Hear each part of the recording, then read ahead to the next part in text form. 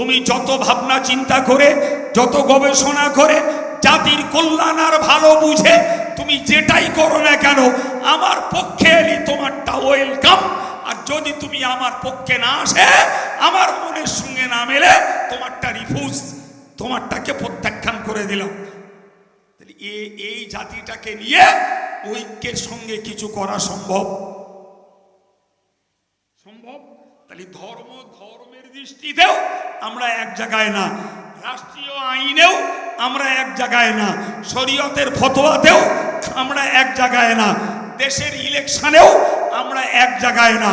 তাহলে আমরা যখন নিজেরা বিচ্ছিন্ন, তো বিচ্ছিন্ন হলে যে মার খাওয়ার সে মার খাতি হবে না, কি বলছেন? হ্যাঁ প্রিয় ভাই রে, এখানেই হলো রসুলের জমানার সাহাবা আর আজকের যুগের মুসলমানদের পার্থক্য। গোটা দেশময় একাকার হয়ে চলেছে। আমরা ট্রাই করে কোনোদিন দেখিনি, চেষ্টা কোনোদিন করিনি, দেখি না দুর্নীতির মাঝে, অত্যাচারের মাঝে, অবিচারের মাঝে আমরা কিছু করতে পারি কিনা, এ চিন্তার মানুষ আজও আমরা দেখতে পাইনি। অথচ নবীর একলার চেষ্টা গোটা জাতির পরিবর্তন হয়েছে। তো আপনার রঙিন চশমাতে আমাকে দেখবেন, কথা বলেন না কেন? আপনার চোখে তো রঙিন চশমা, আপনি তো আমাকে দেখবেন। আপনি দুর্নীতির লোক, আপনি সীমা ছাড়া লোভী লোক, আপনি শরীয়ত বিরোধী লোক, আপনি আপনার চোখে দেখছেন। কাইয়ুম সাহেব যদি এইরকম হয়, তাহলে কাইয়ুম সাহেবের সঙ্গে আমার মিল মহব্বতটা ভালো থাকে। আর কাইয়ুম সাহেবের চোখে দেখছে কোরআনের চশমা খাটিয়ে, হাদিসের চশমা খাটিয়ে, যে ওই লোকটা দুর্নীতিবাজ, ওই লোকটা কোরআনের চোখে আসামি, ওই লোকটা হাদিসের চোখে আসামি, ওই লোকটা আল্লাহর কাছে শাস্তির উপযুক্ত। ফলে ওই লোকটার সঙ্গে আমার কোনো অবস্থাতেই সম্পর্ক থাকা সম্ভব নয়। কথা কিছু বুঝতে পারছে? হ্যাঁ, তাহলে এক কোরআন, এক ইসলাম, এক আল্লাহ, এক নবী। তারপরেও এই ভিন্ন ভিন্ন মতদ্বৈন্যতা, মতভেদ, একে অপরের সঙ্গে অসরেস, এর কারণ কিছু বুঝতে পারলেন? তার মানে একজন মানে আরেকজন মানে না। বলেন বাবু, আপনি বলুন তো, যারা আল্লাহকে বুড়ি আঙুল দেখায়, যারা নবীকে বুড়ি আঙুল দেখায়, যারা শরীয়তকে বুড়ি আঙুল দেখায়, এরা জনগণকে বুড়ি আঙুল দেখাতে সন্মঙ্গলবার লাগবে? বলে গোটা দেশ জুড়ে এই আসামি বেশি, যারা আল্লাহকে বুড়ি আঙুল দেখিয়ে, কোরআনকে বুড়ি আঙুল দেখিয়ে, নবীকে বুড়ি আঙুল দেখিয়ে জাতির মাঝে মাথা উঁচু করেছে। এদের দ্বারায় জনগণকে বুড়ি আঙুল দেখানোটা খুব সহজ এবং স্বাভাবিক। ঘাটতি অন্য জায়গায়। জি, সেই জায়গাটা রিপেয়ার করার জন্য আলেম সমাজের গলা চিল্লানি, চিন্তাশীল, দায়িত্বশীল, হাক্কানি আলেমদের, এর উপরে জাতির কাছে এই বক্তব্য। কিন্তু আমি কয়েক মিনিট আগেই বলেছি, থোড়াই আব্দুল কাইয়ুমের কথা শুনবে, তবে তো তারা ভাববে। কিন্তু তারা তো এ পাঠশালায় নেই। কথা বলেন এ পাঠশালায় তারা জানেন ভাই, একটা আব্বা তার ছেলেকে মাদ্রাসায় কিংবা স্কুলে ভর্তি করে, আর ভর্তি করার সময় ভর্তি করে দিয়ে বলে, স্যার কি হুজুর দেখবেন ছেলেটাকে দিয়ে গেলাম যাতে মানুষ হয়। এই হ্যাঁ না বলে না বাবা? আচ্ছা, ওই যেটা দিয়ে গেলেন ওটা কি বাঁদরের বাচ্চা না ইঁদুরের বাচ্চা? কার বাচ্চা ওটা? বলে যেটা দিয়ে যাচ্ছেন ওটা কার বাচ্চা? তাহলে ফের বলছেন মানুষ হয়ে দেখবেন, তাহলে এখন কি ওটা? হ্যাঁ, ওটা তো দেখছি মানুষেরই বাচ্চা, তা আপনি বলছেন মানুষ বানাতে, তার মানে ওটা বাঁদরের বাচ্চা দিয়ে গেলেন না? বলো, মানুষের বাচ্চাই দিয়েছেন, কিন্তু ফের বলছেন স্যার যাতে মানুষ হয়। ঠিক কি নড়ে গেছে? আজও সমাজের 100 জনের মধ্যে 70 জন মুসলমান, আজও 5 ওয়াক্ত নামাজি না, আজও গান বাদ দেয়নি, আজও সুদ বাদ দেয়নি, আজও মেয়েরা বেপরদায় ঘোরা বন্ধ করিনি। এগুলো তো ধর্মের বাণী, এগুলো তো কোরআনের বাণী, এগুলো তো হাদিসের বাণী। তাহলে যে মানুষটা পরকালের চিন্তায় কোরআন হাদিসের বাণীকে কার্যকর করেন না, সেই লোকটা সামাজিক দৃষ্টিতে, রাষ্ট্রীয় দৃষ্টিতে আব্দুল কাইয়ুমের কথা মেনে নেবে। এ কথা বললে বোকামি করা হবে না? হ্যাঁ, সুতরাং একটু একটু ভাবতে শিখুন। দরকার ধর্মীয় শিক্ষা, দরকার খোদার ভয়, তবে তো আপনি আর আমি এক হতে পারবো। কিন্তু যেখানে ধর্মের শিক্ষা নাই, যেখানে খোদার ভয় নাই, নাম করা সেঙ্গারে মুসলমান লক্ষ কোটি পাওয়া যাবে, কিন্তু কাজ কথার চালচলনের মিল পাওয়া, এরপরে কপাল যার ভালো সে তার নিজের বাঁচা নিজে নিজেই বাঁচবে। সবাইকে নিয়ে বাঁচানো আর সম্ভবপর নয়। আল্লাহ বোঝার তৌফিক দেন, বলুন আমিন। হযরত নবী ইব্রাহিম আলাইহিস সালাম 3 নম্বরে বলেছিলেন ওয়াল হিকমাতা, এ আল্লাহ আপনি এমন একজন মাস্টার পাঠিয়ে দেন যিনি সুন্নাতের কথাগুলোকে এদেরকে শোনাবে। 4 নম্বরে বলেছিলেন ওয়ায়ুযাক্কিহিম, আল্লাহ এমন একজন মাস্টার আপনি পাঠিয়ে দেন যে মাস্টার এসে এদের অন্তরাত্মাটাকে পবিত্র করে দেবে। আর একটু মন খুলে বলেন। প্রিয় ভাইরা আমার, আমি আপনাকে আয়াত থেকে বুঝিয়েছি রাসূলুল্লাহর পৃথিবীতে আসবার প্রথম ডিউটি হলো কোরআন পড়ানো, দ্বিতীয় ডিউটি হলো কোরআনের জ্ঞান শিক্ষা দেওয়া, তৃতীয় ডিউটি হলো সুন্নতকে শিক্ষা দেওয়া, চতুর্থ উপকারিতা হলো কোরআন সুন্নাহর আলোকে মানুষ তাদের অন্তরটাকে পবিত্র করবে। এই জন্যই আমার নবী ইব্রাহিম আল্লাহর কাছে একজন মাস্টার চাইলেন। কারণ আরববাসী মূর্খ, অজ্ঞ, লেখাপড়া জানে না, তারা যাযাবর, ঠিক, তাদের কোনো স্থায়িত্ব নেই। কাবা শরীফের কাছাকাছি জমজম কুয়াকে কেন্দ্র করে তাদের বসতি গড়ে উঠেছে। সুবহানাল্লাহ বলেন। জি, নবী ইব্রাহিম কাবার সংস্কার করার পর ওদের জন্য বললেন আল্লাহ আপনি মাস্টার পাঠান। সম্মানিত ভাইরা আমার, তাফসীর কারকেরা লিখেছেন আমার আল্লাহ পাক হযরত জিবরিল আমিন আলাইহিস সালামকে পাঠিয়ে দিয়ে বললেন, ও জিবরিল তুমি আমার নবী ইব্রাহিমকে যে বলো আল্লাহ পাক আপনার দাবিকে কবুল করে নিয়েছেন। জোরে বলুন, আর একটু মহব্বত করে বলুন, আপনার দাবি কবুল, দাবি পাস। কিন্তু জেনে রাখুন, আপনি যে নবী চাইছেন, যে মাস্টার আপনি চাইছেন, ওই মাস্টার পৃথিবীতে পাঠানোর মতো সময় এখনো হয়নি। আমরা ইতিহাসটাকে চর্চা করে দেখছি, নবী ইব্রাহিম আলাইহিস সালামের এই দোয়ার কম বেশি 2500 বছর পরে আল্লাহ পাক আমার নবীকে পৃথিবীতে পাঠালেন। সুবহানাল্লাহ বলেন। আমার আল্লাহ পাকের নবী এসে আরবের মানুষদের সম্মুখে বলেছিলেন, এ পৃথিবীর মানুষ তোমরা মনে রাখো, আনা দাওয়াতু আবি ইব্রাহিম, আমি মুহাম্মদুর রাসূলুল্লাহ সাল্লাল্লাহু আলাইহি ওয়াসাল্লাম হলাম আমার পূর্ব পিতা, আমার ঊর্ধ্ব পিতা হযরত ইব্রাহিমের দোয়ার ফসল। জোরে বলুন, আর একটু মন খুলে বলুন। এর বাংলা অর্থ হলো তিনি দোয়া করেছিলেন, আল্লাহ পাক তার দোয়াকে কবুল করে নিয়েছেন।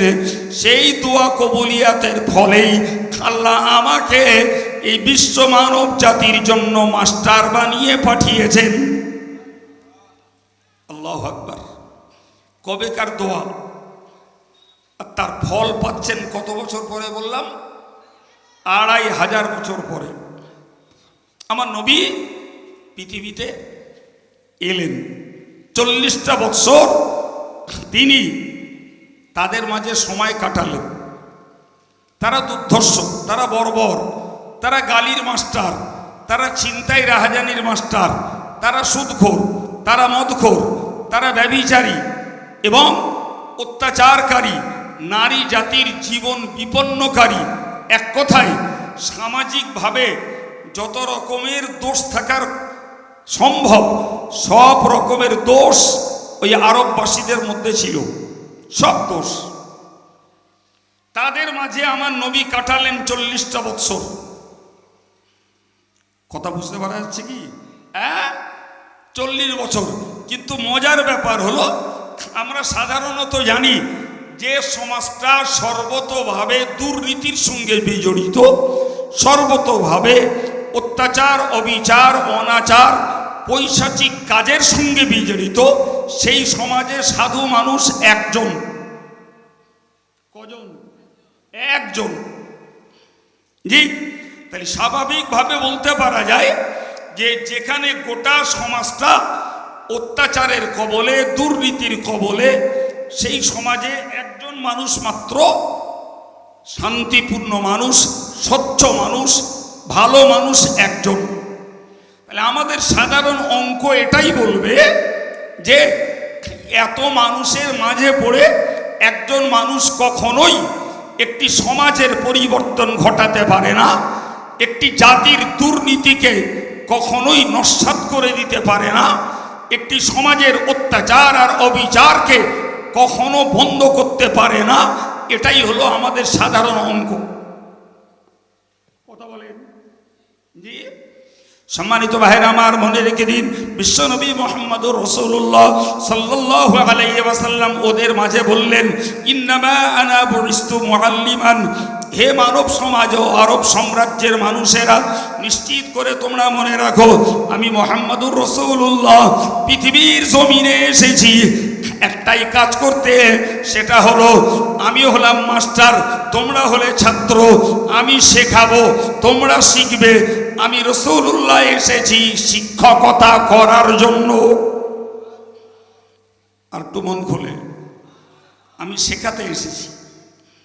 হে প্রিয় ভাইরা আমার, রাসূলুল্লাহ শুধু আরবের মানুষকে শেখাননি, রাসূল শুধু ভারতের মানুষকে শেখাননি, বরং সেদিন থেকে আজ অবধি এক কথায় বলতে পারা যায়, আমার নবী হলেন গুরু, আমার নবী গুরুর গুরু, আমার নবী হলেন জগৎ গুরু। ঠিক না বল? কই নবী তো আলাদা করে ভূগোল, বিজ্ঞান, ইতিহাস, অঙ্ক এই জাতীয় কোনো বই তো নবী পড়েননি। নবী তো তার জীবনে একটা বই পড়েছেন, যার নাম আল কোরআন, আর কোনো বই নয়। তাহলে ইতিহাস বলুন, ভূগোল বলুন, বিজ্ঞান বলুন, অঙ্ক বলুন, ইহকাল বলুন, পরকাল বলুন, আকাশবিদ্যা বলুন, ভূবিদ্যা বলুন, সব কিছুই নবী পেয়েছেন শুধু কোরআনের মাধ্যমেই। সুবহানাল্লাহ বলেন। আমরা কাঙাল, আমরা গরিব ভাই, আমরা নিঃস্ব, কোরআনে কি আছে জানি না, বুঝি না। কোরআনটাকে শুধু পড়ব সে যোগ্যতাও আমাদের মধ্যে নেই। কিছু হাফেজের মধ্যে রয়েছে, তারা কোট মেমোরি করেছে, মুখস্থ করে নিয়েছে, এইটুকুই তাদের যোগ্যতা। বাকি এই হাফেজগুলো যদি ইন ফিউচারে এরা যদি আলেম না হয়, তাহলে এরাও কেবলমাত্র বোঝা বইবে, কিন্তু কি আছে তা উপভোগ করতে পারবে না। কথা ঠিক না বল? আল্লাহ পাক কোরআন শরীফে বলেছেন, মাসালুল্লাযীনা হুম্মিলুত তাওরাতা কামাসালিল হিমারি। আমি কোরআনের ভাষায় বলছি, অপব্যাখ্যাটা করবেন না। আমরা অপব্যাখ্যা করার মাস্টার, অপব্যাখ্যাটা করবেন না। আমার আল্লাহ বলছেন, মাসালুল্লাযীনা হুম্মিলুত তাওরাতা, ওদের উদাহরণ হলো যারা তাওরাতকে বহন করেছে, যারা তাওরাত কিতাবটাকে বহন করেছে, তাওরাতের জ্ঞান লাভ করেছে। আমার আল্লাহ বললেন, কামাসালিল হিমার, এরা হলো গাধার সমতুল্য। আমি বলি নাই, কোরআন খুলুন, আমি দেখিয়ে দিচ্ছি যে যারা তাওরাতটাকে বহন করেছে, তাওরাতের জ্ঞান লাভ করেছে, আমার আল্লাহ বললেন, কামাসালিল হিমার ইয়াহমিলু আসফারা, এরা গাধার মতো। গাধার কাজ যেমন শুধু বোঝা বয়ে বেড়ালো, ওর পিঠে যদি চিনির বস্তা তুলে দেওয়া হয় যে এই বস্তাটা কাটিয়াহাটে যাবে, ও বলে দেবেন ও কাটিয়াহাটে বস্তা পৌঁছে দেবে, কিন্তু ওর পিঠে যে চিনির বস্তা আছে এটাও বোঝেও না, খেতেও পারে না। কথা বলে, ওর কাজ হলো বোঝাটা বয়ে দেওয়া। প্রিয় ভাই, কোরআন শরীফে আল্লাহ পাক এই উদাহরণ দিয়ে বললেন, বিসা মাসালুল কওমিল্লাযীনা কাযযাবু বিআয়াতিনা, তাদের মতো মন্দ সম্প্রদায়, তাদের মতো অপদার্থ আর কে আছে যারা আমার বিধানকে শুধু বয়ে বেরিয়েছে অথচ সেগুলোকে মিথ্যা রূপ করেছে, কার্যকর করিনি। এদের থেকেও দুর্ভাগা এদের মতো অপদার্থ, এদের মতো মন্দ জাতি আর কেউ নেই। প্রিয় ভাই, আমায় একটু বুঝিয়ে বলুন, আমি আপনাকে বোঝাতে চাইছি। নবী করিম সাল্লাল্লাহু আলাইহি ওয়াসাল্লাম বললেন, আমি পৃথিবীতে এসেছি মাস্টারি করার জন্য। কিসের মাস্টারি করবেন? তিনি আর একটা হাদিস বলেছেন। আল্লাহ পাক নবী সাল্লাল্লাহু আলাইহি ওয়াসাল্লাম বলেন, ইন্নামা আনা বুইস্তু লিউতাম্মিমা মাকারিমাল আখলাক, আমি মুহাম্মদুর রাসূলুল্লাহ পৃথিবীতে এসেছি মানুষের উত্তম চরিত্রের উন্নতি ঘটাবার জন্য। তার মানে এই কোরআন দ্বারা আমি মানুষের চরিত্রের উন্নতি ঘটাবো। সুবহানাল্লাহ, এ কথাটাও নবীর বক্তব্য। সম্মানিত ভাইরা আমার, এ প্রিয় যুবকেরা মনে রাখুন, নবী যেমনটি বলেছেন ইতিহাস খুলে আমরা দেখতে পাচ্ছি নবী অক্ষরে অক্ষরে তা বাস্তব রূপ দিয়েছেন। একটু আগেই বললাম যে জাতি সর্বতোভাবে বর্বর, অসভ্য, মূর্খ, অত্যাচারী, দুর্নীতিবাজ, ব্যভিচারী, সুদখোর, জুয়াখোর, মদখোর, হেন কোনো দোষ ছিল না যে জাতির মধ্যে ছিল না। রাসূলুল্লাহর কোরআন প্রচারের ধারাবাহিক পিরিয়ড হলো 20 বছর। ক বছর বললাম বাবা? এই জোরে বলেন, ক বছর? 20 বছর। যদিও কোরআন নাজিল হওয়ার টোটাল পিরিয়ড 23 বছর, কিন্তু প্রথম দিকে 5টা আয়াত নাজিল হয়, এরপরে 3 বছর কোরআন নাজিল হয়নি। ভালো করে মুখস্থ রাখুন, প্রথম দিকে 5টা আয়াত নাজিল হয়। ইকরা বিসমি রাব্বিকাল্লাযী খালাক, খালাকাল ইনসানা মিন আলাক, ইকরা রাব্বুকাল আকরামুল্লাযী আল্লামা বিল কলম, আল্লামাল ইনসানা মা লাম ইয়ালাম। এই 5টা আয়াত কি বলা আছে? ইকরা, ওগো নবী তুমি পড়ো, বিসমি রাব্বিকাল্লাযী খালাক, তোমার ওই রবের নামে পড়ো যিনি সৃষ্টি করেছেন। খালাকাল ইনসানা মিন আলাক, যিনি সৃষ্টি করেছেন জমাট রক্ত থেকে। আবার বললেন ইকরা, পড়ো নবী, রব্বুকাল আকরাম, তোমার রব হলেন সর্বাপেক্ষা সম্মানিত। আল্লাযী আল্লামা বিল কলম, যিনি মানুষকে কলম দ্বারা শিখিয়েছেন। আল্লামাল ইনসানা মা লাম ইয়ালাম, মানুষ যা জানতো না সেটাকেই শিখিয়েছেন আল্লাহ কলম দ্বারা। জোরে বলুন। তাহলে কলম হলো মানুষকে মানুষ বানানোর একটা যন্ত্র। ঠিক, মানুষকে যদি মানুষ হতে হয় তাহলে মোবাইলের দ্বারাই নয়, মানুষকে মানুষ হতে গেলে লাঠি হাতে তুলে দিয়ে নয়, মানুষকে মানুষ যদি বানাতে হয় পিস্তল তুলে দিয়ে নয়, মানুষকে যদি মানুষ বানাতে হয় অস্ত্র তুলে দিয়ে নয়, মানুষকে মানুষ বানাতে হলে বোমা তুলে দিয়ে নয়, মানুষকে যদি মানুষ বানাতে হয় তাহলে তার হাতে তুলে দিতে হবে কলম, যে কলম দ্বারা আল্লাহ মানুষকে শিখিয়েছেন। কিয়ামত পর্যন্ত মানুষ যদি কলম দ্বারা কাজ করে তবেই এরা মানুষের মতো মানুষ হতে পারবে। আর কলম ছেড়ে দিয়ে যদি পিস্তল, বোমা, লাঠি আর বন্দুক যদি মানুষ হাতে তুলে নেয়, খোলসে মানুষ হবে, কিন্তু গুণগত মানুষ এদের দ্বারা হওয়া সম্ভব নয়। আপনি কত ওয়াজ শুনবেন? জাতিকে হিসাব কষুন, হিসাব কষুন নিজেদের ছেলেগুলোকে, হিসাব কষুন সমাজের মুসলিম জাতিটাকে। এদের হাতে ধর্মীয় কলম কোথায়? এরা বাংলা লিখতে পারে, এরা ইংরাজি লিখতে পারে, এরা অঙ্ক কষতে পারে, কিন্তু আজকের এদেরকে খোঁজ করুন, এরা আরবি লিখতে জানে না, এরা কোরআন পড়তে জানে না, এরা কোরআনের ব্যাখ্যা বিশ্লেষণ বোঝে না। তাহলে এদের হাতে যে কলমটা আছে সে কলম হলো পার্থিব জগতের কলম। আর আমার আল্লাহ যে কলম দ্বারা আমার নবীকে শিখিয়েছেন, মনুষ্য জাতিটাকে শিখিয়েছেন, সে কলম তো ধর্মীয় কলম। রেজাল্ট কি দেখবেন? আপনি কি ভাবেন দেশের মানুষগুলো ডিগ্রিগতভাবে মূর্খ? সম্মানিত ভাইরা আমার, ভালো করে খেয়াল করুন, সমাজের মানুষ যারা আজকের আমরা যারা চোখে চোখে দেখতে পাচ্ছি, বাবু নিশ্চিত মনে রাখুন, মানুষকে যারা শোষণ করে এরা মূর্খ নয়, মানুষের প্রতি যারা অত্যাচার করে এরা মূর্খ নয়, যারা মানুষের অধিকারকে কেড়ে খায় এরা মূর্খ নয়, যারা জনজীবনকে বিপন্ন করে এরা মূর্খ নয়, যারা আজকের SIR এর মতো একটি অত্যাচার চাপিয়ে দিয়ে মানুষের জীবনটাকে হয়রানি করছে, আপনি কি ভাবেন এরা কি লেখাপড়া জানে না? বলেন বলেন বলেন। যারা ব্যাংক ডাকাতি করে এরা কি আপনি মনে করেন মূর্খ?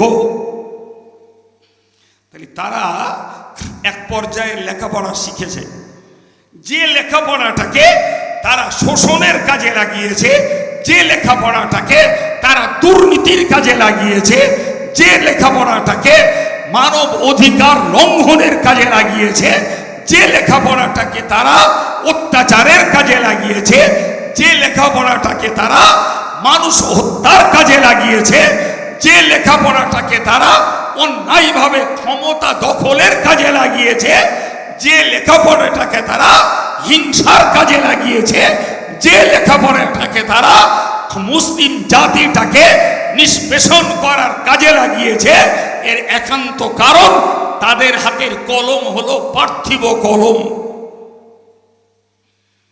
তাদের দেখতে দেখতে আজ মুসলিম সমাজের হাতে উঠেছে একই কলম। এই কথা বলছেন না কেন? মুসলিম সমাজের বিভিন্ন উচ্চপদস্থ ব্যক্তিবর্গ এরাও যথারীতি সেই অত্যাচারের কলম ধরে নিয়েছে, শোষণের কলম ধরে নিয়েছে, দুর্নীতির কলম ধরে নিয়েছে, এরাও যথারীতি মানব অধিকার লঙ্ঘনের কলম ধরিয়েছে, এরাও যথারীতি গরিবকে শোষণ করে গরিবের হক নষ্ট করে ধনী আরো বেশি পুষ্ট হওয়ার কলম এরা ধরে নিয়েছে। তার একান্ত কারণ এদের কাছে ধর্মীয় কলম নাই। কথা বুঝতে পারছেন কি? আব্দুল কাইয়ুমের এই কথাগুলো শুনবে তবে তো তাদের ভিতরে একটা চেতনা তৈরি হবে, শুনবে তবে তো তাদের ভিতরে একটা পরিবর্তনের আশা করা যাবে। কিন্তু আপনি জানেন আমাদের মতো আব্দুল কাইয়ুমের বক্তৃতা ডাক্তারবাবু শোনে না, মাস্টার মশাই শোনে না, রাজনীতিবিদ শোনে না, MLA শোনে না, MP শোনে না, প্রধান সাহেব শোনে না, এগুলো শোনে না সমাজের বিচারপতিরা। তারা গুণগত মানুষ হবে কোত্থেকে? কথা বলেন, শুধু হাউমাউ করলে হবে না, ঘাটতি কোথায় দেখতে হবে। কেন আজকের দুর্নীতির ভরা গোটা দেশ? কেন শোষণে ভরা গোটা দেশ? কেন আজকের অত্যাচারে ভরা গোটা দেশ? কেন আজকের গরিব শোষিত হচ্ছে গোটা দেশ জুড়ে? এর আসল কারণ খুঁজতে হবে। বুঝতে পারেননি? হ্যাঁ, আসল কারণ ওইখানে যে এদের ভিতরে ধর্ম শিক্ষার অভাব। এদের হাতের কলমটা ধর্মীয় কলম নয়। যে এদের কাছে যদি ধর্ম শিক্ষা থাকতো, এদের ভিতরে যদি ধর্মীয় কলম থাকতো, তাহলে বিশ্বনবী মুহাম্মদুর রাসূলুল্লাহ সাল্লাল্লাহু আলাইহি ওয়াসাল্লামের একার আন্দোলন, একার প্রচেষ্টা, একার সংগ্রামের বিনিময়ে একটি বিরাট সাম্রাজ্য, তাদের জীবনের পরিবর্তন ঘটে, তারা প্রকৃত আল্লাহওয়ালা তৈরি হয়েছে। আজকের এতটা ব্রড সার্কেলে যদি কারুর দ্বারায় না হতো, তাহলে ধর্মীয় জ্ঞান আর ধর্মীয় কলম যদি থাকতো, তাহলে কিছু মানুষের মধ্যে হলেও শান্তির জীবন ফিরে পাওয়া যেত। কিন্তু গোটা দেশময় একাকার হয়ে চলেছে। আমরা ট্রাই করে কোনোদিন দেখিনি, চেষ্টা কোনোদিন করিনি, দেখি না দুর্নীতির মাঝে, অত্যাচারের মাঝে, অবিচারের মাঝে আমরা কিছু করতে পারি কিনা, এ চিন্তার মানুষ আজও আমরা দেখতে পাইনি।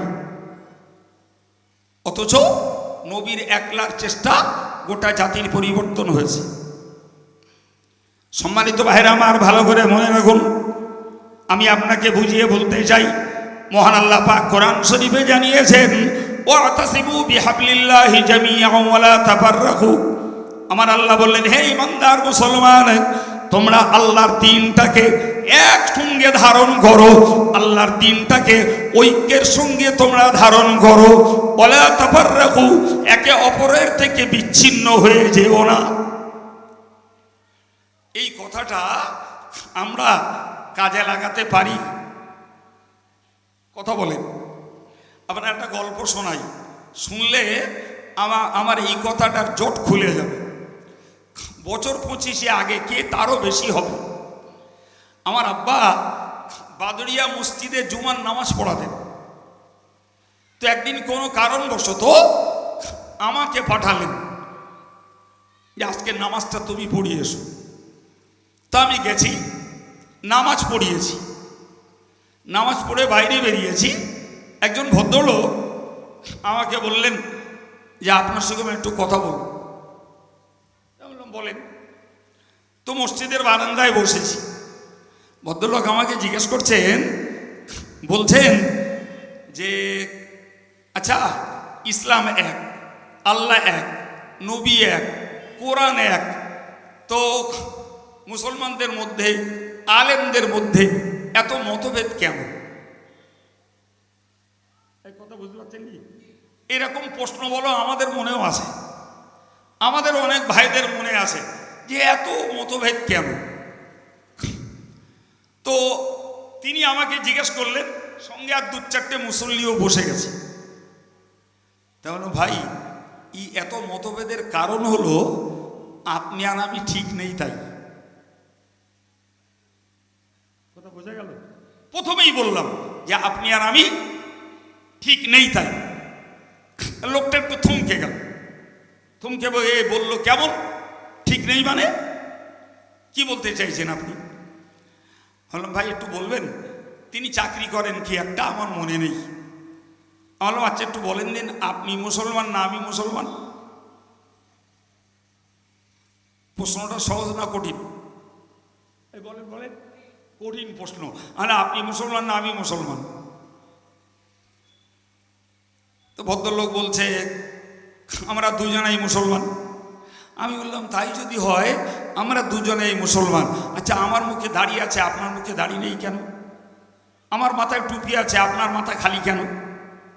আমার গায়ে বড় সুন্নতি পোশাক আছে, আপনার গায়ে শার্ট কেন? আমি পরেছি লুঙ্গি, আপনি পরেছেন স্যুট, কেন? আচ্ছা, আপনিও মুসলমান আমিও মুসলমান, তা আমি ইমামতি করলাম, আপনি করেন না কেন? যাই হোক, বিদ্যের পানি টকটক পেটে আসে, তো এক ঝাপটায় ভদ্রলোক একদম নীরব, আর কোনো কথা নেই। আর আপনি আর আমি দুটো মুসলমান, দুটো মুসলমান নীতি, দুটো মুসলমানের চালচলন, দুটো মুসলমানের আচরণ, দুটো মুসলমানের আখলাক, দুটো মুসলমানের আমল ঠিক নেই। সেখানে কোটি কোটি মুসলমানের মাঝে দ্বন্দ্ব আর মতভেদ আর ভুল বোঝাবুঝি আর একে অপরের নামে সমালোচনা আর গালফজিয়ত। তুমি কি বুঝবে আর আমি কি বুঝবো? তোমার সঙ্গে আমার ঐক্য কেমন করে হবে? তুমি তো বললে আল্লাহ এক, নবী এক, রসুল এক, কোরআন এক। কথা বলেন, ঠিক না ভুল? আল্লাহ এক, নবী এক, সব ঠিক। তুমি কেন আল্লাহকে 16 আনা মানতে পারো না? তুমি কেন রসুলকে মানতে পারো না? কেন তুমি নবীর তরিকাকে মানতে পারো না? কেন তুমি কোরআন শিখতে পারোনি? কেন তুমি নিজের জীবনটাকে শুদ্ধ করতে পারোনি? ভাইরা আমার, তো আমি আপনাকে বোঝাতে যে কথাটা বললাম এই জন্যই আমাদেরকে বুঝতে হবে ভাই, শুধু এই উপর টাটকা গজগজ গজগজ করে বকলে হবে না, বকার আগে ব্রেনটাকে ঘামাতে হবে যে যে বিষয়টা নিয়ে আমি বকছি ওই বিষয়টার জ্ঞান গুণ আর যোগ্যতা আমার কোথায়। সুতরাং আল্লাহ পাক যে বললেন যে তোমরা আল্লাহর দ্বীনটাকে একসঙ্গে ধরো আর একে অপরের থেকে তোমরা বিচ্ছিন্ন হয়ে যেও না। গোটা মুসলিম সমাজ ব্যবস্থাকে যদি আজকের আমরা ব্যাখ্যা করি তো দেখতে পাবো সমাজের একজন সুদ খায় আর একজন খায় না, একজন দেখতে পাওয়া যায় এলআইসির এজেন্ট আর একজন এলআইসি করে না, একজনকে দেখতে পাওয়া যায় চিটফান্ডের ব্যবসা করে আর একজন ওই ব্যবসাটাকে ঘৃণা করে, একজন তার স্ত্রীকে পর্দা করায় আর একজন তার স্ত্রীকে পর্দা করায় না, ল্যাংটো ঘোরায়। একজনকে দেখতে পাওয়া যায় তাস খেলায় মত্ত আর একজন তাস খেলাকে ঘৃণা করে, একজন জুয়া খেলিয়ে ধনী হয় আর একজন জুয়া খেলিয়ে ফকির তৈরি হয়, একজনকে দেখতে পাওয়া যায় পরের হক নষ্ট করে জীবন চালাচ্ছে আর একজন নিজের দারিদ্রতার সঙ্গে লড়াই করে জীবন চালাচ্ছে। এটাই তো মুসলমান সমাজের বিধর্মীর কথা বাদ দেন, খোদ মুসলমান সমাজের ভিতরে চরিত্রগত দুনিয়ার লোকগত এতটা পার্থক্য। কথা বলেন,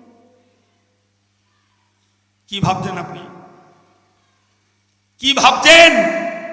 তাহলে যে জাতির ভিতরে লোক তৈরি হয়েছে, যে জাতি নিজের উন্নতির চিন্তাটাই করে নিয়েছে, ধর্ম ধূলিসাৎ হোক, কোরআনী বিধান অপমানিত হোক, রসুলের তরিকা লাঞ্ছিত হোক, যে সমাজের ব্যক্তিদের এই খেয়ালটুকু নাই, ভাই আপনি হাজারো কলেমা পড়া লোক, তারপরেও তো আপনার সঙ্গে আমার মিল হওয়া সম্ভব নয়। আপনি তো আপনার রঙিন চশমাতে আমাকে দেখবেন, কথা বলেন না কেন? আপনার চোখে তো রঙিন চশমা, আপনি তো আমাকে দেখবেন।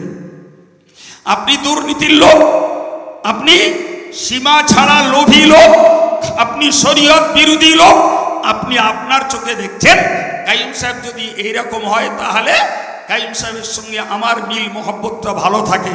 আর কাইয়ুম সাহেবের চোখে দেখছে কোরআনের চশমা খাটিয়ে, হাদিসের চশমা খাটিয়ে, যে ওই লোকটা দুর্নীতিবাজ, ওই লোকটা কোরআনের চোখে আসামি, ওই লোকটা হাদিসের চোখে আসামি, ওই লোকটা আল্লাহর কাছে শাস্তির উপযুক্ত, ফলে ওই লোকটার সঙ্গে আমার কোনো অবস্থাতেই সম্পর্ক থাকা সম্ভব নয়। কথা কিছু বুঝতে পারছে? হ্যাঁ, তাহলে এক কোরআন, এক ইসলাম, এক আল্লাহ, এক নবী, তারপরেও এই ভিন্ন ভিন্ন মতদ্বৈন্যতা, মতভেদ, একে অপরের সঙ্গে অসরেস, এর কারণ কিছু বুঝতে পারলেন? তার মানে একজন মানে আর একজন মানে না। বলেন বাবু, আপনি বলুন তো, যারা আল্লাহকে বুড়ি আঙুল দেখায়, যারা নবীকে বুড়ি আঙুল দেখায়, যারা শরীয়তকে বুড়ি আঙুল দেখায়, এরা জনগণকে বুড়ি আঙুল দেখাতে সন্মঙ্গলবার লাগবে? বলে গোটা দেশ জুড়ে এই আসামি বেশি, যারা আল্লাহকে বুড়ি আঙুল দেখিয়ে, কোরআনকে বুড়ি আঙুল দেখিয়ে, নবীকে বুড়ি আঙুল দেখিয়ে জাতির মাঝে মাথা উঁচু করেছে। এদের দ্বারাই জনগণকে বুড়ি আঙুল দেখানোটা খুব সহজ এবং স্বাভাবিক। ঘাটতি অন্য জায়গায়, যে সেই জায়গাটা রিপেয়ার করার জন্য আলেম সমাজের গলা চিল্লানি, চিন্তাশীল, দায়িত্বশীল, হাক্কানি আলেমদের এর উপরে জাতির কাছে এই বক্তব্য। কিন্তু আমি কয়েক মিনিট আগেই বলেছি, থোড়াই আব্দুল কাইয়ুমের কথা শুনবে তবে তো তারা ভাববে। কিন্তু তারা তো এ পাঠশালায় নেই। কথা বলেন, কথা বলেন। এ পাঠশালায় তারা জানেন ভাই, একটা আব্বা তার ছেলেকে মাদ্রাসায় কিংবা স্কুলে ভর্তি করে, আর ভর্তি করার সময় ভর্তি করে দিয়ে বলে, স্যার কি হুজুর দেখবেন ছেলেটাকে দিয়ে গেলাম যাতে মানুষ হয়। এই হ্যাঁ না বলেন, বলে না বাবা? আচ্ছা, ওই যেটা দিয়ে গেলেন ওটা কি বাঁদরের বাচ্চা না ইঁদুরের বাচ্চা? কার বাচ্চা ওটা? বলে যেটা দিয়ে যাচ্ছেন ওটা কার বাচ্চা? তাহলে ফের বলছেন মানুষ হয়ে দেখবেন, তাহলে এখন কি ওটা? হ্যাঁ, ওটা তো দেখছি মানুষেরই বাচ্চা, তা আপনি বলছেন মানুষ বানাতে, তার মানে ওটা বাঁদরের বাচ্চা দিয়ে গেলেন না? বলো, মানুষের বাচ্চাই দিয়েছেন, কিন্তু ফের বলছেন স্যার যাতে মানুষ হয় দেখবে, এটা চামড়ার মানুষ, একে দিলাম স্কুলে পড়তে, এটা হোক মানুষের গুণগত মানুষ। সুবহানাল্লাহ বলেন। এটাই হলো লেখাপড়া শেখার মূল স্বার্থ, যে চামড়ার আকৃতির মানুষটা যাতে গুণগত মানুষে পরিণত হয়, তার জন্যই লেখাপড়া। জি ও ভাই, একটু বলবেন, মানুষের ভিতরে যদি ধর্মীয় জ্ঞান না থাকে, মানুষের ভিতরে যদি আল্লাহর ভয় না থাকে, মানুষের ভিতরে যদি কবরের আযাবের ভয় না থাকে, মানুষের ভিতরে যদি জাহান্নামের আযাবের ভয় না থাকে, মানুষের ভিতরে যদি তার পুলসিরাতের ভয় যদি না থাকে, প্রিয় ভাইরা আমার, তাহলে এই লেখাপড়া শেখা মানুষ মানুষকে কচু কাটা করতেও ভয় পায় না। আপনি জীবনেও শুনবেন না যে সুন্দরবনের একটি রয়্যাল বেঙ্গল টাইগার আর একটা টাইগারকে মার্ডার করে দিয়েছে। আপনি শুনবেন না আফ্রিকার একটি সিংহ আরেকটি সিংহকে হত্যা করে দিয়েছে। আপনি শুনবেন না যে একটা ভল্লুক আর একটা ভল্লুককে কামড়িয়ে তাকে ডেড করে দিয়েছে। আপনি শুনবেন না, কিন্তু আপনি শুনতে পাবেন মানুষকে মানুষ পিস পিস করে মেরে, পিস পিস করে বস্তায় বন্দি করে নদীতে ভাসিয়ে দিচ্ছে। পচা সরা গলা দেহ পুলিশ গিয়ে উদ্ধার করছে 1 সপ্তাহ পরে। তাহলে যে কাজ বাঘে পারে না, যে কাজ সিংহে করে না, যে কাজ কুত্তায় করে না, যে কাজ ভল্লুকে করে না, সে কাজ তো করছে এই সাবান আর ক্রিম মাখা আর এই ভদ্র পোশাক পরা মানুষের একটা অংশ ক্ষমতা দখলের লড়াইতে, জাতিকে শোষণ করে খাওয়ার লড়াইতে মানুষ মানুষের প্রতি করছে। এ মানুষ সব জায়গায় সব দলে সমান। এই কথা বলে ওর আসল ঘাটতি, ওর ভিতরে কোরআনের জ্ঞান নেই, হাদিসের জ্ঞান নেই, ওর ভিতরে কবরের আযাব, হাসরের আযাব, জাহান্নামের আযাব, পুলসিরাতের আযাবের ভয় নেই। সুতরাং ও যে ধর্মের হোক আর যে দলেরই হোক, ওর দ্বারাতে এগুলো সম্ভব, কারণ ও তো বেছেই নিয়েছে ওর ঠিকানাটা জাহান্নাম। ফলে ওর কাছ থেকে আপনি দুনিয়াতে ভালো কিছু আশা করতে পারেন না।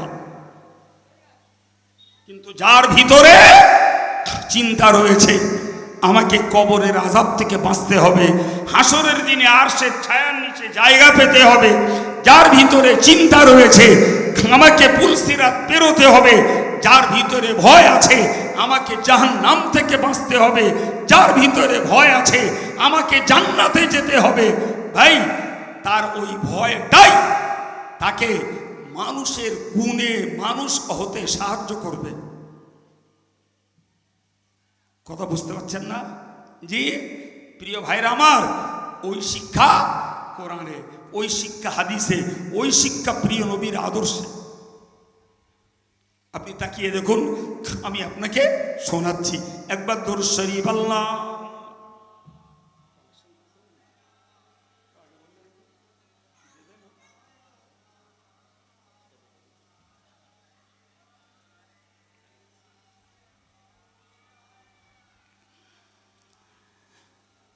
সম্মানিত ভাইরা আমার, মনে রেখে দিন, প্যারা নবী সাল্লাল্লাহু আলাইহি ওয়াসাল্লাম মক্কা ছেড়ে মদিনায় এসেছেন।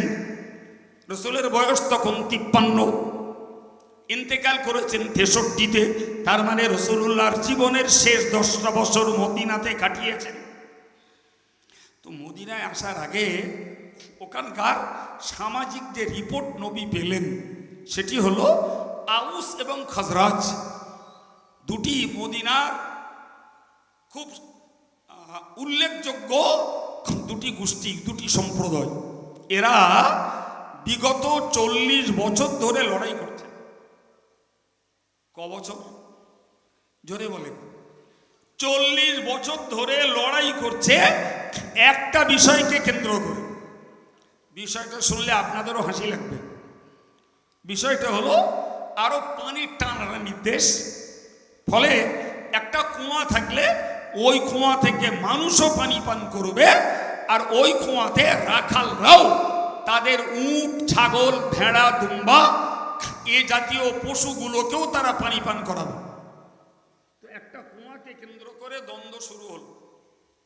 দ্বন্দ্ব যে আউসের লোকেরা বলল আমাদের উট আগে পানি পান করবে, আর খাজরাজের লোকেরা বলল আমাদের উট আগে পানি পান করবে। উট তো পশু, সে তো অবলা প্রাণী, রাখাল তাকে নিয়ে যাবে তবে তো সে পানির কাছে পৌঁছাতে পারবে। সুতরাং দ্বন্দ্ব উঠে উঠে না, দ্বন্দ্ব হলো দুই গোষ্ঠীর রাখালের সঙ্গে। কথা বোঝাতে পারলাম? এখন দুই গোষ্ঠীর রাখালের সঙ্গে যখন দ্বন্দ্ব শুরু হলো, রাখালের মালিকগুলো এসে হাজির হলো। এবারে শুরু হলো দুর্দমনীয় মাঠডাঙ্গা, খুন রাহাজানি। আর এই মাঠডাঙ্গা চলতে লাগলো 40 বছর। এবার ভাবুন যে এরা কতটা তলানিতে ঠেকে গেছে এদের চরিত্র, যে সামান্য একটা উট কে আগে পানি পান করবে, কে পরে করবে, এইটুকুর সমাধান না করতে পেরে 40 বছর একাধারে মানুষ হত্যার লড়াই চলল। আউসের লোক সুযোগ পেলে খজরাজের লোকের মেরে দেয়, আর খজরাজের লোক সুযোগ পেলে আউসের লোকের মেরে দেয়। বাবা, এইভাবে কি সমাজ জীবনে বাঁচা যায়? বলেন বলেন। পুরো একটা মার্কেট, জি, তো সেখানে সব দলের লোকেদেরই ওঠা বসা করতে হয় নাকি? তো যদি দুটো দল আর একটা দল একে অপরকে পেলেই যদি হত্যার প্রতি যদি তাদের উৎসাহ তৈরি হয়, তাহলে তাদের জীবনযাত্রা বিপন্ন। আমার আল্লাহ পাকে নবী এলেন, ওদের কাছে কোরআন শুনিয়ে দিলেন, ওদের কাছে আল্লাহর ভয়ের বার্তা দিয়ে দিলেন।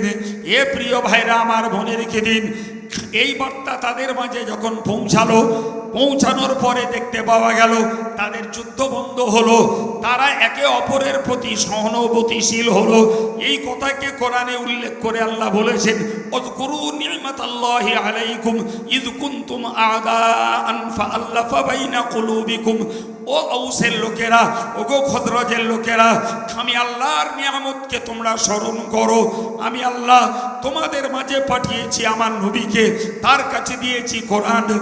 এই নবীর কথায় আর ওই কোরআনের বিধান অনুযায়ী তোমরা ফাসবাহতুম বিনিমাতিহি ইখওয়ানা, একজন আরেকজনের কাছে ভাইয়ের মতো হয়ে গেছো। সবাই মিলে একটু বলেন। এই বিবাদমান দুটো গোষ্ঠী হয়েছে ভাই ভাই। সুবহানাল্লাহ। আর একটু মহব্বত করে। অবদান আল্লাহর, মাধ্যম ব্যক্তি হিসাবে রাসূলুল্লাহ, বিষয় হিসাবে আল কোরআন। লজ্জাস্কর কথা বলছি বাবা, আজকে 34টা বৎসর হলো এই বাঙালি সমাজের এই ইসলামী বিষয়গুলির সমাধান আমরা যারা এক কথায় বলি ফতোয়া, এই ফতোয়ার খেদমত করছি। একদিন না, 34 বছর আমার লাইফে এই ফতোয়ার খেদমত করছি। এমনকি অনেক বাঙালি মুসলমান যারা বাইরে কাটায়, গুজরাটে, আহমেদাবাদে, বোম্বাইতে, তারাও ওভার টেলিফোনে আমার কাছ থেকে শরীয়তের ফতোয়া জানতে চায়। হয়তো এলাকার কোথাও বাড়ি, ওখানে থাকে। এই 34 বছর ফতোয়ার জীবনে আমি একদম হাড়ে হাড়ে উপলব্ধি করেছি যে কোরআন টোটাল মানব জাতির জীবন সংবিধান। জি, এই কোরআনের যাবতীয় সংবিধানকে উপেক্ষা করে মুসলমান কোরআনটাকে ব্যবহার করে, কোরআনের ফতোয়া গ্রহণ করে বউ তালাক দেওয়ার সময়। আর মসজিদ মাদ্রাসার ঝগড়া বাদালি তখন, বুঝতে পারছেন না? আর ভাই ভাইয়ের ফারাজ কষার সময়, ফারাজের ফতোয়া ও কোর্ট থেকেও পাঠিয়ে দেয় আমাদের কাছে, বলে আপনারা যান কোন মুসলিম লয়ারের কাছ থেকে, জি আপনারা ফারাজটাকে আগে কষে আন। তো আমার কাছে গেলে বলি ভাই আগে তুমি পঞ্চায়েত থেকে অরেশন সার্টিফিকেট তুলে আনো, তোমার ফারাজ আমি কষে দিচ্ছি। কথা বুঝতে পারছেন না? কটা হলো বাবু? ফারাজ, তালাক, মসজিদ মাদ্রাসা। আচ্ছা গোটা কোরআন কি এই ফারাজ, তালাক, মসজিদ মাদ্রাসা আর বিবাহ, এই চারটের জন্য কি আল্লাহ কোরআন পাঠিয়েছে? হ্যাঁ না বলেন? এরপরেও এখনকার তালাকের ফতোয়া দিচ্ছে প্রধান। আমি গল্প বলছি না, বলো। তালাকের ফতোয়া দিচ্ছে কোর্ট। জি ভাই, রীতিমতো বউ তালাক দিয়েছে 3 তালাক, ফের নেতারা এসে সে বউ ঘরে তুলে দিয়ে গেল। গল্প মনে হচ্ছে? হ্যাঁ, সেখানে ইমাম সাহেবের কথা ধোপে টিকবে না, আব্দুল কাইয়ুমের ফতোয়াও সেখানে ফোঁকের আগায় উড়ে চলে যাবে। জি, ফারাজের ক্ষেত্রে আব্দুল কাইয়ুমের কথা যদি কপাল ভালো হয় মেলে, না হলে মালাউনের টাকা খাওয়ালে 20 বছর ধরে কোর্টে মামলা করে, মামলা করতে করতে যে মামলা ঠুকিয়েছিল সেই মরে গেল। বিশ্বাস হচ্ছে? হ্যাঁ, তাহলে যে জাতি তার কাছে শ্রেষ্ঠ সংবিধান আল কোরআন, তার কাছে শ্রেষ্ঠ সংবিধান কোরআনের পরে রাসূলুল্লাহর হাদিস, এসব থাকা সত্ত্বেও যারা নিজেরা মালাউনের দ্বারস্থ, নিজেরা যারা নন মুসলিমের দ্বারস্থ, নিজেরা যারা সরকারি আইনের দ্বারস্থ, নিজেরা যারা থানার দ্বারস্থ, তাহলে এ জাতি কেমন করে অন্যের কাছে সুবিচার পাবে? বলেন বলেন। শুধু লোকের নামে দাঁত খিচুড়ি হবে না, শুধু লোকের নামে অভিযোগের আঙুল তুললে হবে না, নিজেরটাকে আগে বিচার করুন। সরকার আমাকে বাধ্য করিনি তালাকের ফতোয়া কোর্ট থেকে নিতে, সরকার আমাকে বাধ্য করিনি তালাক প্রাপ্তা স্ত্রীকে নিয়ে ঘর করতে, সরকার আমাকে বাধ্য করিনি জি আমার ছেলে নেই, আমার ভাইপোরা আমার ফারাজি সত্য পাবে। তার আগেই আমি তো বোকা চালির ভাত খেইনি, যা 2 কাঠা জমি ছিল মেয়েদের নামে লিখে দিয়ে ভাইপোদের বঞ্চিত করে দিল। মাস্টার মশাই তুমি কম, কথা বলেন না কেন? তুমি কি কম মাস্টার? ভাইপোর ফারাজটা নষ্ট করছো নিজের মেয়ের নামে লিখে দিয়ে। এরকম আসামি আছে না নেই? তাহলে তুমি যখন আল্লাহর কোরআনের সংবিধানকে লঙ্ঘন করছো, তাহলে তোমার প্রতি অন্যেরা অত্যাচার আর অবিচার করবে, এটা তো স্বাভাবিক। জি, আমার আল্লাহ বললেন উযকুরু নি'মাতাল্লাহি আলাইকুম, ওগো আউসের লোকেরা ও খজরাজের লোকেরা, তোমরা আল্লাহর অবদানটাকে স্মরণ করো। আমি আল্লাহ আমার নবীকে পাঠিয়ে দিয়ে, কোরআনটাকে পাঠিয়ে দিয়ে তোমাদের মাঝে আমি আল্লাহর ভয় ছড়িয়ে দেওয়ার বিনিময়ে ফাসবাহতুম বিনি'মাতিহি ইখওয়ানা, তোমরা হয়ে গেলে ভাই ভাইয়ের মতো। একবার জোরে বলুন সুবহানাল্লাহ। সব ভাই ভাই, ভুলে গেছে যুদ্ধ, ভুলে গেছে মারামারি আর হত্যা, ভুলে গেছে একে অপরকে শোষণ করা, ভুলে গেছে দুর্নীতি আর অত্যাচারের রুলার চালানো। আলহামদুলিল্লাহ। জি, আমার আল্লাহ বললেন ওকুনতুম আলা শাফা হুফরাতিম মিনান নার, ও আউসের লোকেরা খজরাজের লোকেরা, তোমরা তো জাহান্নামের কিনারায় এসে দাঁড়িয়েছিলে। জাহান্নামের কিনারায়, তার মানে মরতে দেরি, জাহান্নামে জ্বলতে দেরি হবে না, শুধু মরবে আর জাহান্নামের শাস্তি পাবে। ফানকাযাকুম মিনহা, আমি আল্লাহ আমার নবীকে পাঠিয়ে, কোরআনকে পাঠিয়ে দিয়ে তোমাদেরকে নাজাত দান করেছি। একটু মন খুলে বাবা, আমার সমাজ মুসলিম ভাই বোনেরা আজকে কোরআনের এই কথাটাকে মনে প্রাণে মহব্বত করে কাজে লাগাতে পেরেছে। বাপ জোরে বলেন, জোরে বলেন। হ্যাঁ জি ভাই, এই 34 বছরের আমার অজের অভিজ্ঞতা জানেন তো। আব্দুল কাইয়ুম ভালো লোক, আব্দুল কাইয়ুম বিরাট ভালো বক্তা, আব্দুল কাইয়ুম ভীষণ দায়িত্বশীল কথা, কত রকমের গুণ আর কত প্রশংসা লোকের কাছে। 34 বছরের অভিজ্ঞতা, কাইয়ুম সাহেবের বক্তৃতা, কাইয়ুম সাহেবের চালচলন, কাইয়ুম সাহেবের নীতি হাজারো কোরআন হাদিসের পক্ষে থাক, যদি আমার এই ভাইদের বিরুদ্ধে চলে যায়, জি যে লোকটা সন্ধ্যাবেলা ছিল কাইয়ুম সাহেবের পক্ষে, রাত পার না হতে সকালবেলা চায়ের দোকানে কাইয়ুম সাহেবের ধুয়ে দেবে। এই তো জাতির চরিত্র। তার মানে হুজুরের কথা আমার স্বার্থে এলে, আমার পক্ষে এলে, আমার উপকার হলে হুজুর ভালো, আর যদি হুজুরের কথায়, হুজুরের কাজে আমার ক্ষতি হয়, আমার স্বার্থে আঘাত আসে, আমার বিরুদ্ধে চলে যায়, তাহলে হুজুর ভাল না। এই তো হচ্ছে জাতির নেতা, জাতির বিচার, এই তো জাতির কোরআন হাদিস মানার বৈশিষ্ট্য। ভাইরে অনুরোধ করে বলবো, এক নবী একজনই গোটা মুসলিম, গোটা আরব জাতির সমাজ ব্যবস্থাটাকে শান্তির সমাজ ব্যবস্থায় পরিণত করেছেন। দুজন না একজন। দুঃখজনক কথা, আমরা নবীর সেই আদর্শটাকে আমরা ব্যক্তি জীবনেও সবাই কাজে লাগাতে পারিনি, সাংসারিক জীবনেও কাজে লাগাতে পারিনি, গ্রামীণ জীবনেও কাজে লাগাতে পারিনি, সমাজ জীবনে কাজে লাগাতে পারিনি, রাষ্ট্রীয় জীবনে কাজে লাগাতে পারিনি। পেরেছি? আপনি বলেন তো, দেশে দেশে যে রাজনীতির ভোটের মাধ্যমে নেতা নির্বাচন হয়, এটাই গণতান্ত্রিক দেশের নিয়ম। আমার দেশ যেহেতু গণতান্ত্রিক দেশ, সুতরাং প্রত্যেকেরই স্বাধীনতা আছে। ফলে তুমি তোমার নেতা নির্বাচন করো, বিজয়ী নেতা হবে অ্যাসেম্বলি আর পার্লামেন্টের মেম্বার। এই হচ্ছে দেশের নিয়ম। আচ্ছা আপনারা বলুন দিন, বেয়াদবির ক্ষমা চেয়ে বলছি, একদম খোলা মনে বলছি, জি আমি গোটা বাংলার, গোটা ভারতবর্ষের মুসলমানদেরকে বলবো যে ভাই, সমস্ত দ্বিধা দ্বন্দ্ব মতদ্বৈন্যতা সব কিছু ভুলে যেয়ে আপনারা আগামী লোকসভার ইলেকশনে এই দলটারে ভোট দেন। মেনে নেবেন? আমার খাড়ায় ফেলে ধোবে। এই দেখেন, তাড়াতাড়ি বলেন, দেরি করছেন কেন? মেনে নেবে? হ্যাঁ, আমারে সকালবেলা কবরে দেবে, সন্ধ্যেবেলা ওখান থেকে তুলে শ্মশানে দেবে।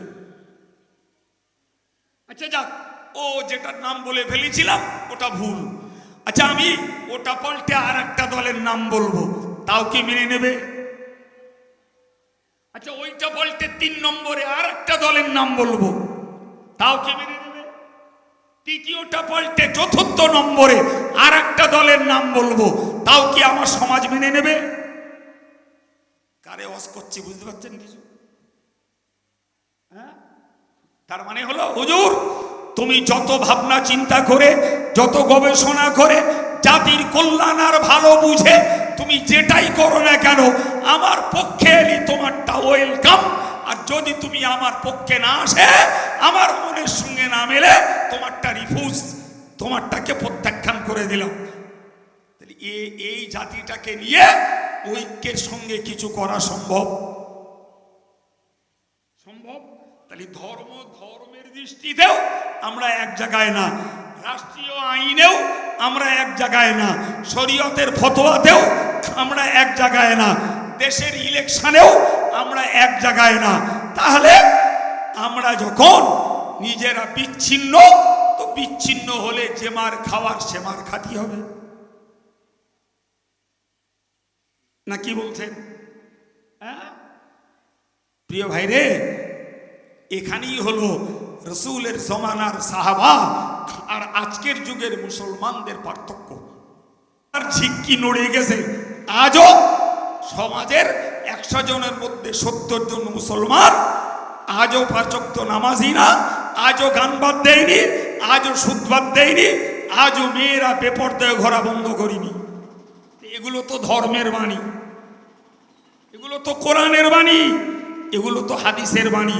তাহলে যে মানুষটা পরকালের চিন্তায় কোরআন হাদিসের বাণীকে কার্যকর করেন না, সেই লোকটা সামাজিক দৃষ্টিতে, রাষ্ট্রীয় দৃষ্টিতে আব্দুল কাইয়ুমের কথা মেনে নেবে, এ কথা বললে বোকামি করা হবে না?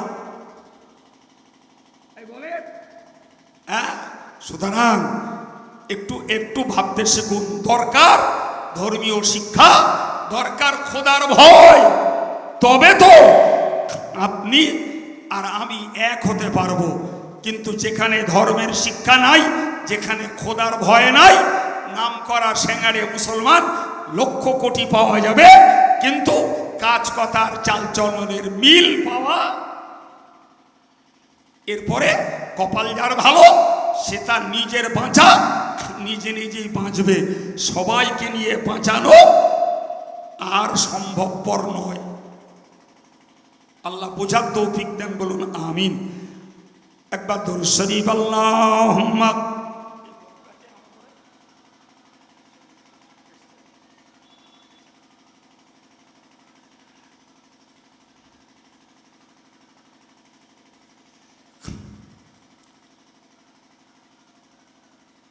সম্মানিত ভাইরা, আপনারা জানেন আমি সময়ের সঙ্গে চলতে চেষ্টা করি।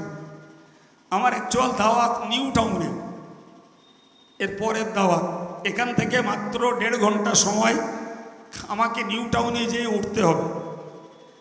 ফলে আমি সময় মতোই ছাড়তে বাধ্য। তো আমার সময় একদম কাঁটা ধরা 10 মিনিট বাকি আছে। আমাদের আজকের পরের বক্তা আমাদের শেখ পানিগোবরা হাফেজ সাহেব হুজুর কিবলার বড় সাহেবজাদা, বড় ভাই সাহেব, তিনি এসেও পৌঁছেছেন। তার সুললিত কণ্ঠের আলোচনা আপনারা শুনবেন। আমি এই মাত্র 10টা মিনিটের জন্য এই কোরআনী প্রতিষ্ঠানটার উন্নয়নে এবং এর চলমান অবস্থাকে ঠিক রাখার জন্য আপনাদের থেকে একটু সহযোগিতা চাইছি। 200 পারেন, 500 পারেন, 100 পারেন। যে ইতিপূর্বেও অন্য বছরেও চেয়ে এসে আপনারা দিয়েছেন, আজও একটু চাইছি বাবু 10টা মিনিট একটু সময় দেন, পরে হুজুরের কথা আলোচনা শুনবেন। একটু উঠে আসুন, কে পারেন 200, 500, 1000 টাকা, 100 টাকা নগদ দিতে। যদি মনে করেন কাছে নেই, একটু ওয়াদা করা লেখাবেন, আপনার সময় মতো আপনি দিবেন, একটু ওয়াদা রাখুন। আমার একটা ভাই দিনদার একটি যুবক ছেলে নগদ 100 টাকা দিয়েছে। আমাদের সেলিম নগদ 100 টাকা দিয়েছে। আসুন বাবা, একটু আসুন।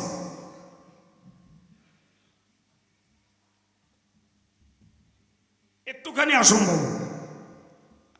জি, আমি জানি মাদ্রাসা কমিটি, জি আমার ইসলামভাজন হযরত মাওলানা আবু তোরাব সাহেব, তিনি 100 টাকা। আমার বাপ্পা ভাই, তিনিও 100 টাকা। আরেকজন ভাই তিনিও 100 টাকা তার হাত দিয়ে দিয়েছেন। জি, আল্লাহ সকলের দানকে কবুল করেন। সবাই বলেন আমিন। একটু তাকবীর দেন না, গলা ছেড়ে নারায়ে তাকবীর, নারায়ে তাকবীর। সিলসিলায়ে মুজাদ্দিদে জামান, অল ইন্ডিয়া সুন্নাতুল জামাত, নাগরপুর আজিজিয়া হিফজুল কোরআন মাদ্রাসা, নাগরপুর আজিজিয়া হিফজুল কোরআন মাদ্রাসা, জলসা কমিটি, মাদ্রাসার শিক্ষকবৃন্দ, মাদ্রাসার হিতাকাঙ্ক্ষী দরদি সহযোগী গ্রামবাসী বৃন্দ, নারায়ে তাকবীর। একটু বলেন। কয়েকজন ভাই উঠে এসেছেন, অনেক ভাই আছেন বাইরে, আমার অনেক যুবকেরা আছেন। যদি কাছে 20-30 টাকা থেকে থাকে একটু আসুন।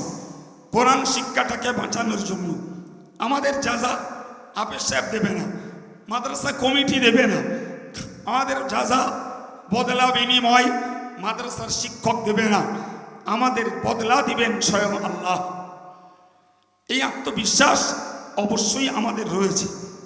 একটু বলেন, হয়তোবা ইসালে সব উপলক্ষে কালেকশন হয়েছে বটেই, সেখানে আপনারা দিয়েছেন, তারপরেও আমরা দাবি করছি 200-100 যদি কোনো ভাইয়ের দ্বারাই সম্ভব হয় একটু হাত বাড়ান।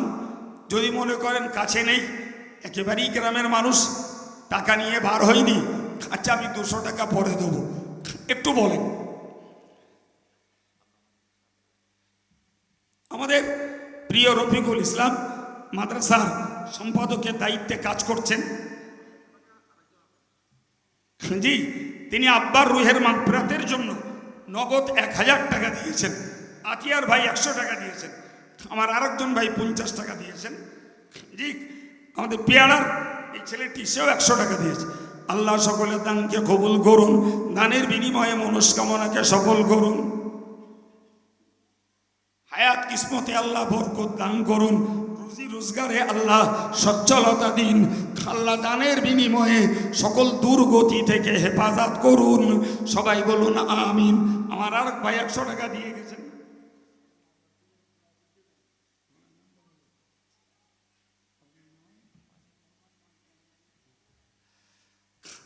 আমাদের শ্রদ্ধেয় জনাব মাজেদ আলী মোল্লা সাহেব, এখানেই বাড়ি, আমি বহুদিন ধরে চিনি, তিনি জামিয়ারও সদস্য আছেন। আজকের এখানে নগদ 1000 টাকা দিয়ে তিনি আব্বা মায়ের জন্য দোয়া চেয়েছেন। আল্লাহ পাক সন্তানের দানকে কবুল করে বাপ মায়ের কবরের মর্যাদাকে বাড়িয়ে দেন, কবরটাকে জান্নাতের টুকরা বানিয়ে দেন। একবার জোরে সরে বলুন আল্লাহুম্মা আমিন। নারে তাকবীর। একটু বলেন বাবু, লোক সংখ্যা ভালোই আছেন, কম নেই, জি। তো আমরা যা লোক সংখ্যা আছি, আমার যা মনে হয়েছে যে 4 আনা লোকও আমরা উঠে এসে পয়সা দেইনি, আমার ধারণা আগে দিয়ে রেখেছেন, এটা আমার বিশ্বাস। তারপরেও আমি একেবারেই নিম্ন পরিমাণ থেকে শুরু করে 10 টাকা পারুন, 20 টাকা পারুন, 50 টাকা পারুন, 100 টাকা পারুন, যার পক্ষে যেটুকু সম্ভব আমি নগণ্য আপনাদের কাছে দাবি রেখেছি। কোরআনের পক্ষে একটু আল্লাহর রাস্তে হাত বাড়ান। আমার একজন ভাই তিনি 20 টাকা দিয়েছেন, আলহামদুলিল্লাহ, তার পক্ষে যেটাই সম্ভব হয়েছে। আচ্ছা বাবু, আমি না চাইতেই আমাদের মাজেদ ভাই, আমাদের রফিকুল ইসলাম আব্বা মায়ের জন্য 1000 কোটি টাকা দিয়েছে। আমি 1000 টাকা কারোর কাছে চাইনি। ভাই একটু বলবেন, কেউ আছেন 1000 টাকার একটু ওয়াদা করবেন? আপনার কোনো রোজগারের সুযোগ বুঝে আপনি শোধ করবেন, 1000 টাকা দেবেন, কেউ আছেন? 1000 টাকা কেউ ওয়াদা করবেন? যদি মনে করেন যে 1000 টাকা দেওয়ার মতন সচ্ছলতা পরিস্থিতি নেই, 500 টাকা বলুন। এতটা মানুষ আছেন, অন্তত 2-4 হাজার টাকাও একটু ওয়াদা হোক, সময় সুযোগে আদায় দেবেন। একটু বলেন, একটু ভেবুন। কোরআন শরীফে আল্লাহ বলেছেন, আশ-শাইতানু ইয়াইদুকুমুল ফাকর। শয়তানের কাজ হলো, শয়তান মানুষকে দারিদ্রতার ভয় দেখায়। তুই দান করিস না, করলে দরিদ্র হয়ে যাবি, তোর অভাব ঘটবে। আমার আল্লাহ বলছেন শয়তানের কাজ হলো যে দারিদ্রতার ভয় দেখায়, ওয়া'মুরুকুম বিল ফাহশা, এবং মন্দ কাজের আদেশ করে। অতএব আমাদের যাদের ভিতরে মন তোলপাড় করছে যে পয়সা দেবো, কখন কি দরকার লাগে, কখন কি প্রয়োজন হয়, জি ভাই, এইগুলো আমাদের নিজস্ব চিন্তা নয়, এই চিন্তাগুলোই শয়তানের পক্ষ থেকে উস্কানি দেয়া হয়, জি। তো আমরা শয়তানকে পরাজিত করে আমরা পারাগত অনুযায়ী কিছু ভাই দিয়েছেন, আগেও আমার ভাইরা দিয়েছেন, যদি আগামী দিনের জন্য আমরা কিছু দিতে পারি একটু বলুন। আমার একজন ভাই তিনি নগদ 100 টাকা দিয়েছেন, আল্লাহ কবুল করুন, বলুন আমিন। নারে তাকবীর। একটু কলেমা শরীফে জিকির করেন, লা ইলাহা ইল্লাল্লাহ লা ইলাহা ইল্লাল্লাহ, লা ইলাহা ইল্লাল্লাহ, লা ইলাহা ইল্লাল্লাহ মুহাম্মাদুর রাসূলুল্লাহ। আল্লাহুম্মা সাল্লি আলা।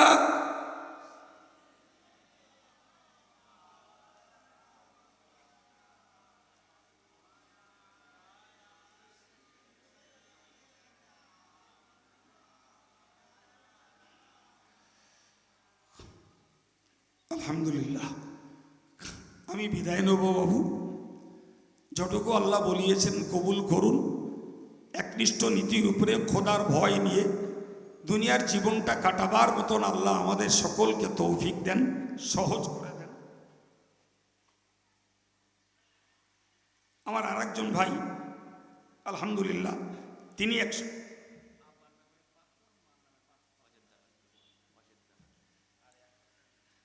আমার অজেদ দালাল ভাই জি, তিনি আব্বার এমনি 100 টাকা নগদ দিয়েছেন, আর আব্বার নামে 500 আর মায়ের নামে 500, এই 500 500 1000 টাকা তিনি ওয়াদা করছেন।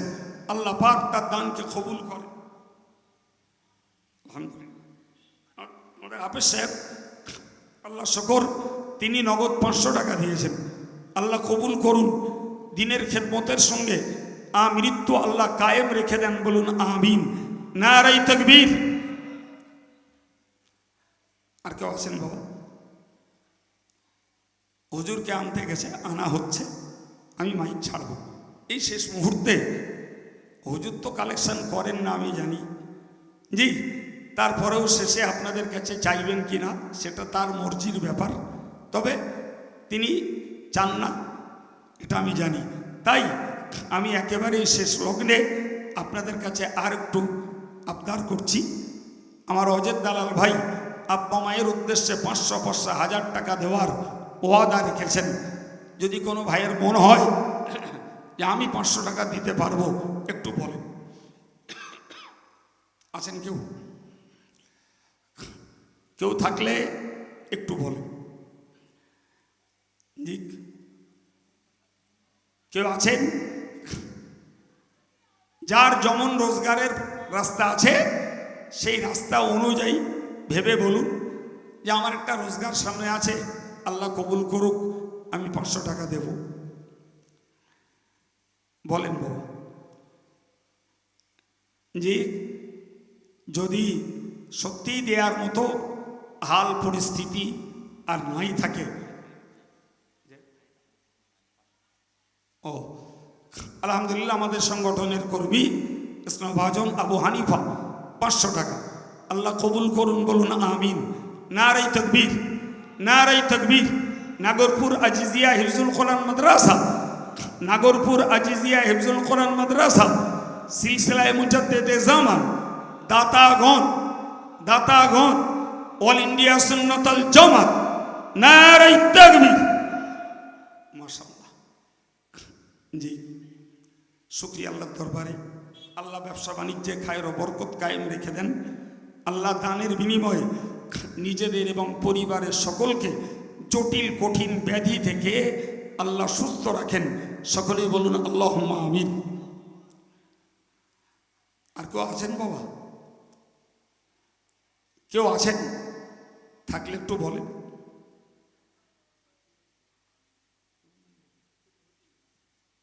আপনারা জানেন আমাদের মরহুম খলিল ভাই, তিনি একটা নিপাট দিনদার মানুষ ছিলেন, সংগঠনের জন্য প্রচুর খাটতেন এবং সমস্ত নেকির কাজে তার একটা আলাদা আগ্রহ আবেগ ছিল। সেই মানুষটা পরলোকগত। তার এই ছেলেটি কুতুবউদ্দিন মাশাআল্লাহ সম্ভবত গত বছর এখান থেকে হাফেজ হয়েছে, আমার একটু মনে পড়ছে। জি, সে তার আব্বার জন্য দোয়া চেয়ে 150 টাকা নগদ দিয়েছে। আল্লাহ তার আব্বার কবরের দরজাকে বুলন্দ করে দেন, কবরটাকে জান্নাতি খুশবুতে ভরপুর করে দেন, বলুন আমিন। নারে তাকবীর।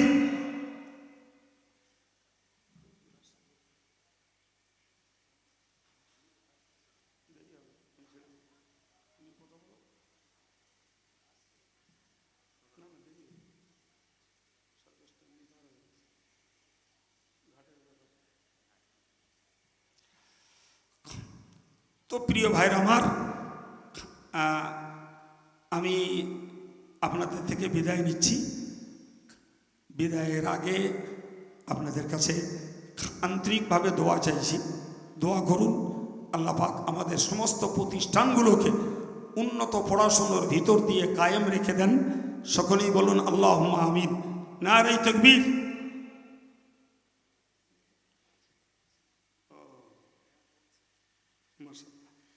আমাদের রফিকুল ইসলামের ছেলে এখানে পড়াশোনা করছে, আলহামদুলিল্লাহ। তারও খেয়াল এসছে, তার কাছে মানে খাবার খাওয়া পয়সা 100 টাকা দিয়েছে। আল্লাহ তার জেহেনকে কোষাদা করে দেন এবং দ্রুত হাফেজে কোরআন হওয়ার তৌফিক দেন। বলুন আমিন। ওমা আলাইনা ইল্লাল বালাগ। আসসালামু আলাইকুম। প্রাণ খুলে দুরূদ শরীফ আল্লাহুম্মা